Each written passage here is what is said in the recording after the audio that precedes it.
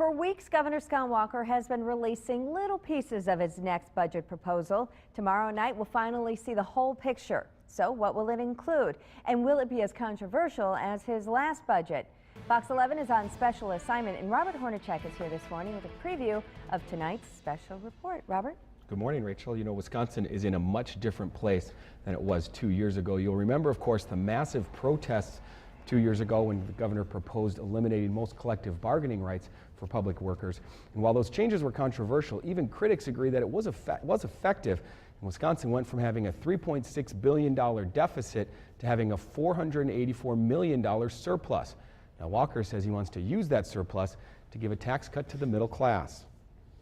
We think our good policies and the good work of the taxpayers in terms of improving the economy have helped us put us in a surplus position. We'd like to plow that surplus right back into things that will help improve the economy. The governor has already highlighted many of his budget proposals, things like transportation, education, and an expansion of school choice. We'll have much more on all of those things tonight on Fox 11 News at 9. You can find out more information about all of those topics right now by going to our website, fox11online.com. Just click on the On Assignment tab.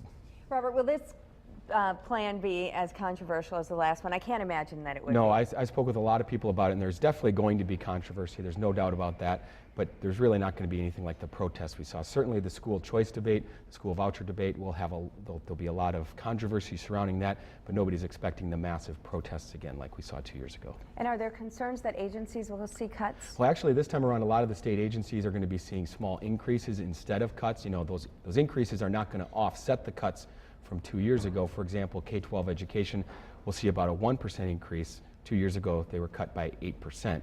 State workers also are expected to see some sort of a small raise in their take-home pay. But again, 2 years ago, they saw a massive reduction because of the benefit contribution. So it's not going to offset that, but it does look like there's going to be a little increase from last time. Well, Robert's been following this, and he'll have a full report tonight on Fox 11 News at 9. Thanks for stopping by.